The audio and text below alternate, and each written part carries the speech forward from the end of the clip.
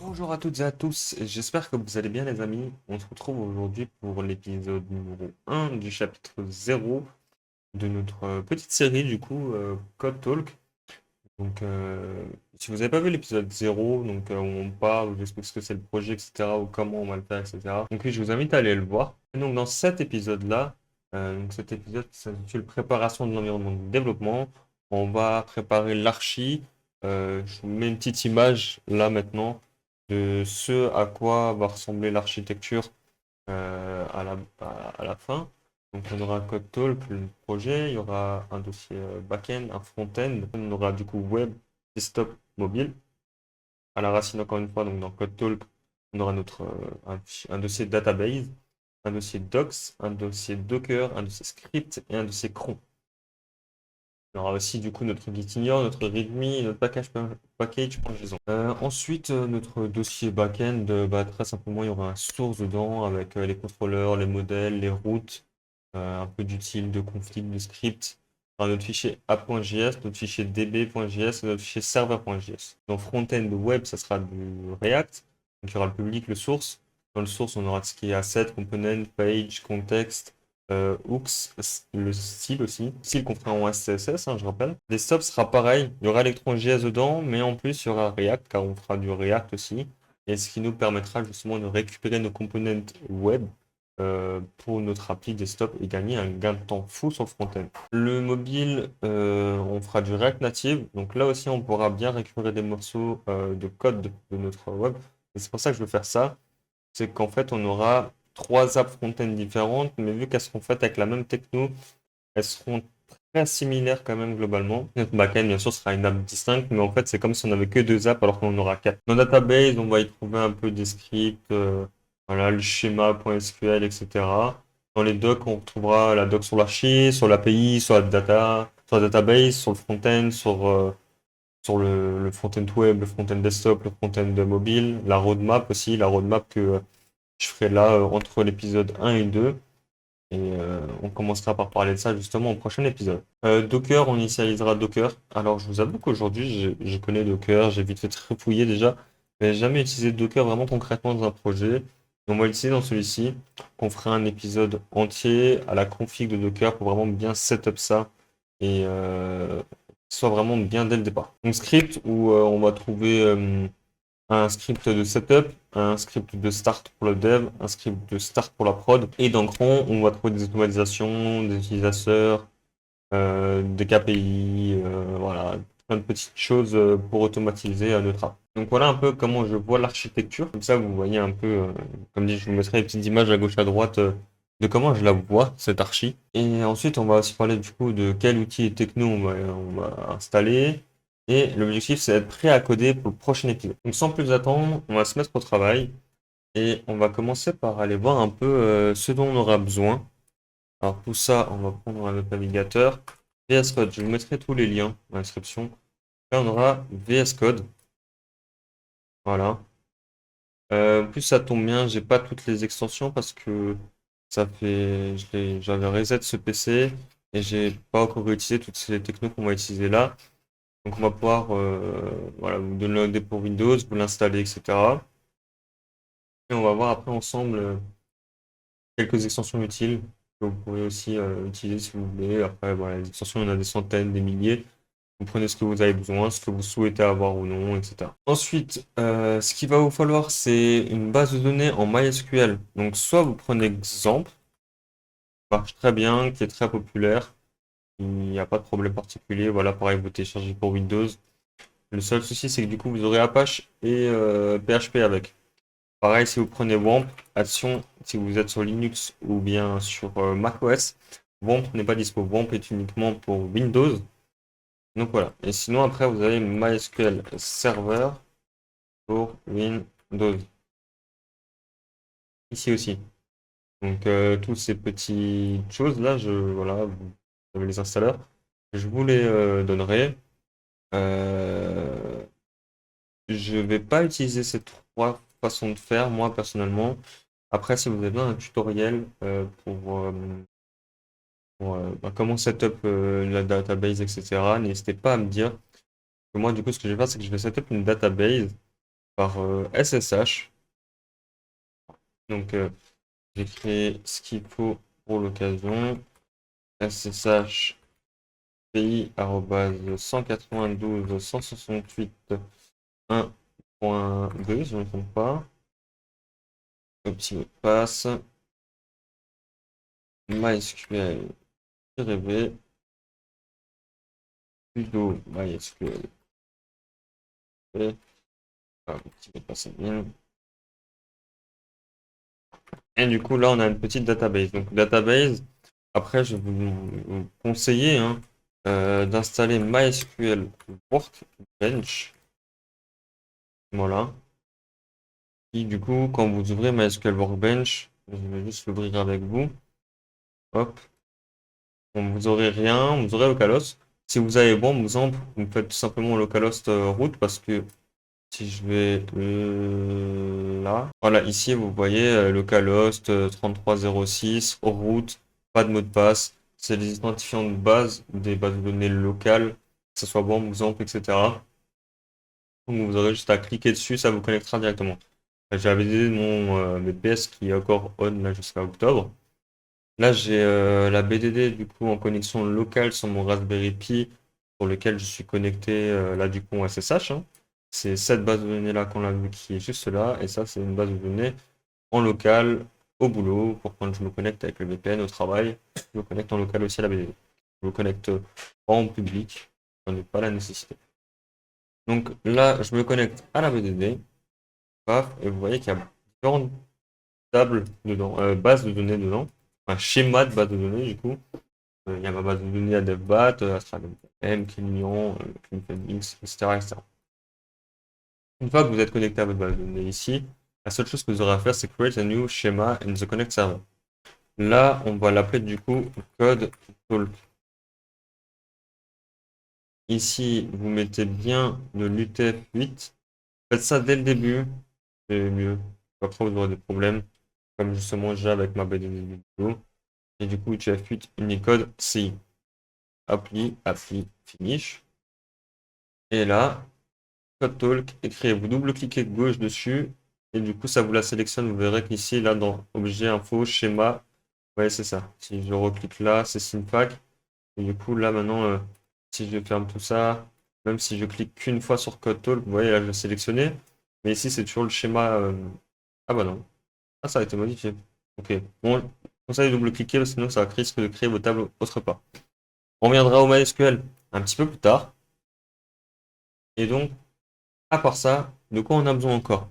Et ben là, rien, car ce seront des frameworks, des biblios qu'on va télécharger dans notre projet quand on va le créer. Ah si, j'ai oublié, mais normalement, je pense que la plupart vous l'avez sur votre PC, c'est Node.js.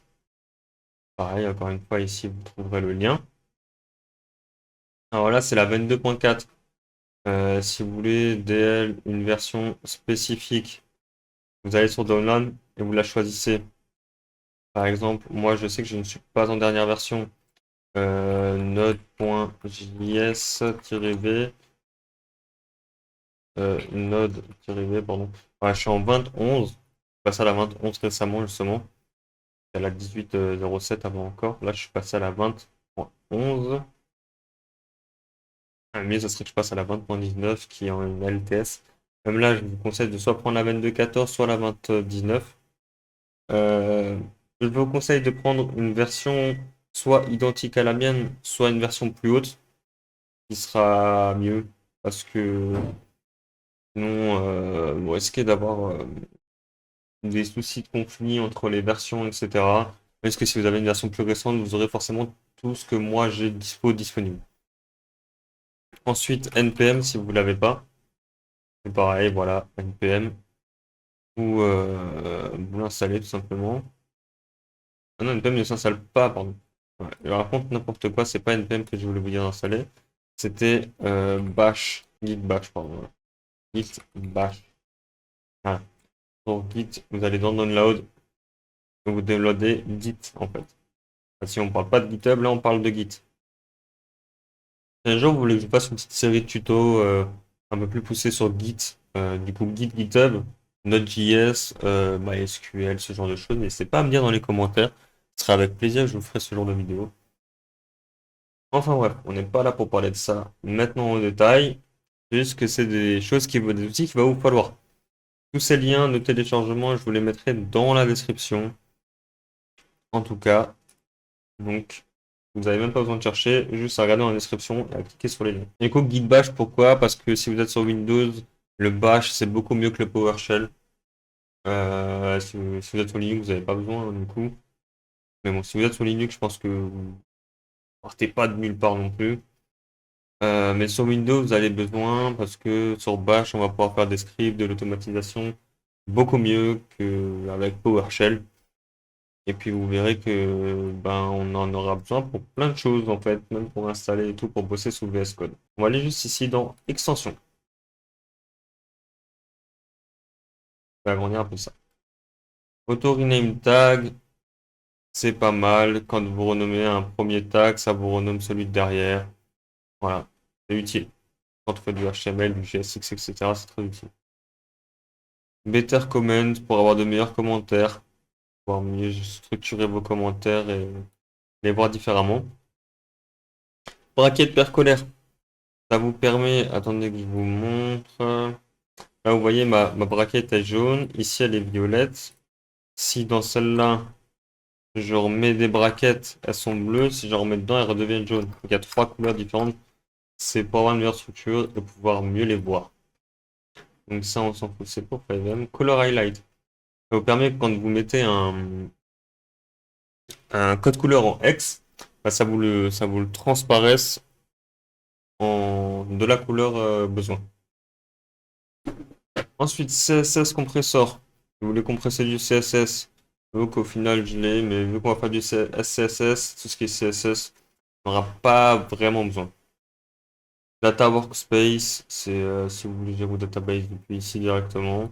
Discord présent, si vous voulez le fameux jouer à Visual Studio Code sur Discord. Ça, c'est un thème. Voilà, c'est le thème de couleur. Formater du HTML en PHP. On n'aura pas besoin. Git graph. Quand vous utilisez GitHub, voilà, vous voyez, vous pouvez voir vraiment en détail tout ce qui s'est passé sur votre projet et tout. D'ailleurs, on pourrait recréer le projet avec un GitHub. Ouais, on pourrait faire ça. Ouais, on va faire ça. On viendra sur après. Git History, c'est pareil, c'est pour gérer tout ce qui se passe avec Git. Git Project Manager, c'est pouvoir gérer tous vos projets Git euh, tout nouveau. Plans. Et voilà, vous voyez, un value Git Project, etc. GitHub Theme, c'est si vous voulez les thèmes GitHub, GitLens, HTML, CSS support, JavaScript, ES6, code snippet. Donc les codes snippet, c'est pour vous donner des raccourcis quand vous serez en train d'écrire du code. Ça va vous proposer de compléter votre code. JS, JSX snippet, donc pour React. Live Server, c'est pour simuler des serveurs. Live Sharp, pour travailler à plusieurs sur un projet. Live Code pour Python. Material Icon, qui vous permet d'avoir voilà, plein d'icônes différentes en fonction du nom de fichier, etc. C'est ce qui m'a permis d'avoir une petite couleur un dossier de backend pour le backend justement. MySQL pour pouvoir gérer du coup vos tables depuis ici si vous le souhaitez. Mais nous, du coup, on utilise MySQL Workbench, c'est beaucoup plus puissant. NPM Intelligence qui va du coup, comme vous voyez, un plugin pour NPM directement. Là, je vous conseille de l'avoir. PHP, on s'en fout, on va pas en faire. Postman, si vous voulez directement tester vos requêtes ici. Postman, il vous le faudra. Il y a soit l'appli ici, comme vous voyez, ou soit directement dans VS Code. Code tiers, code formateur, c'est pour bien structurer votre code proprement. Il y a la version aussi du coup pour SQL. Project Manager pour gérer vos projets. Ah ouais, ici, vous pouvez mettre vos projets, les gérer, etc. Regex Preview, pour voir à quoi ressemblent les regex. SAS formateur pour formater votre SAS, du coup. SSS tout CSS qu'on va pas utiliser. SQL là, non, non. Start Git Bash, que vous pouvez prendre aussi. Ouais. Après, vous pouvez simplement taper JavaScript. Vous voyez, vous trouvez plein de choses, Babel, etc. Tout ce que vous voulez. Voilà, vous voyez, iPad pour les trois, par exemple, et tout. Vous pouvez faire React. Voilà. Alors, React, nanana, et Snippet, etc. J'ai jamais essayé, mais si on fait, si on fait Express, Express Snippet, ouais, très bien.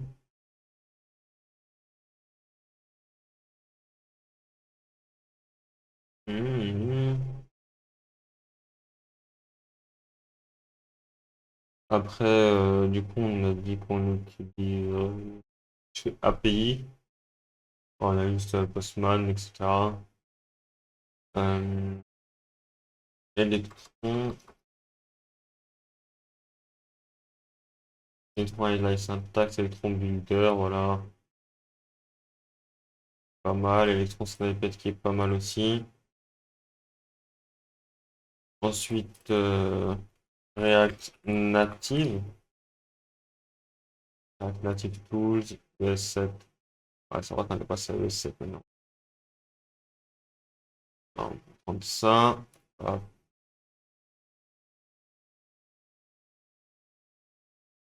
Ensuite, JWT aussi qu'on va utiliser.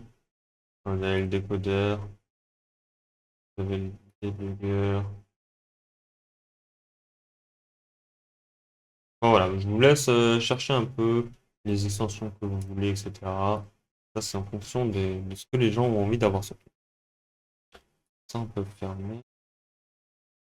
Euh, donc, j'ai dit que ce que j'allais faire, c'est hop, je supprime ça. On va faire, c'est qu'on va revenir là. On va aller sur GitHub. Ok, donc j'ai créé un repo sur Added Bot Organization. Je l'ai nommé Code Talk. Là, vous le copiez. Vous venez ici, là où vous voulez faire votre projet. Vous faites tout simplement Open Git Bash here. Là, vous faites git clone. Pour coller, vous faites Shift Insert. Tac, vous collez ça tranquille ou pilou. Et là, vous faites cd code talk pour aller dedans. Vous faites un code point. Tac, ça nous ouvre Visual Studio Code.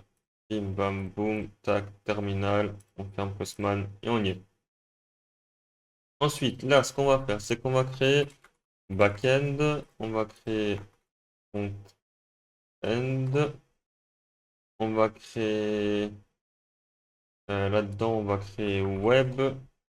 Là-dedans, on va créer desktop et on va créer mobile.